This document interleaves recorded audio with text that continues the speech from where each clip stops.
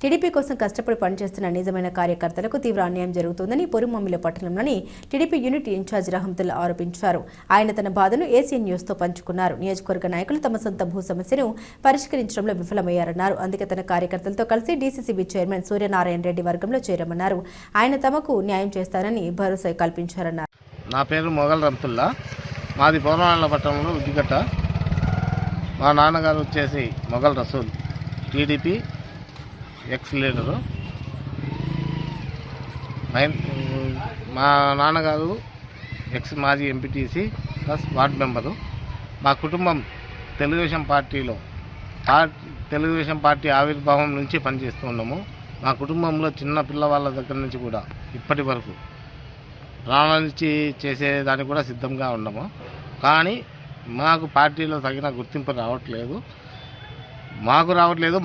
మమ్మల్ని నమ్ముకొని వచ్చిన కార్యకర్తలకు కూడా తగిన న్యాయం రావడం లేదు. వాళ్ళకు కూడా ఎవరికి కూడా గుర్తింపు లేకుండా చేస్తున్నారు ఇక్కడ.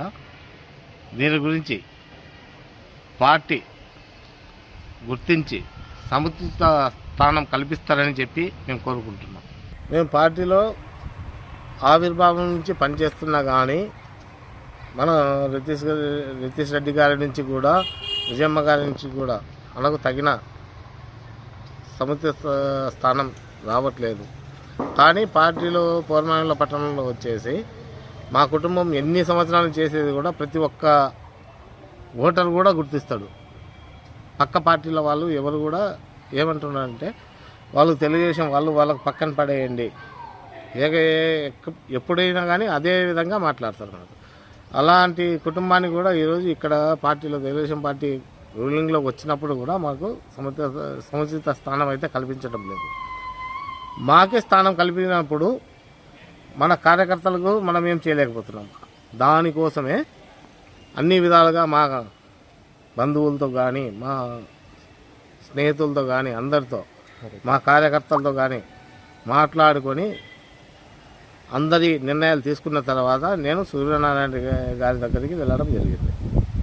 ఆయన ప్రతి విధంగా నేను మీకైనా కానీ మీ వాళ్ళకైనా కానీ పార్టీని నమ్ముకున్న వాళ్ళని కానీ నేను సముచిత స్థానం కల్పిస్తానని చెప్పి ఆయన పూర్తి స్థాయిలో హామీ ఇచ్చాను.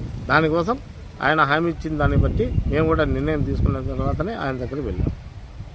సూర్యనారాయణ గారి ద్వారా మాకు తగిన న్యాయం, తగిన సముచిత స్థానం దొరుకుతుందని చెప్పి ఆశిస్తున్నాము.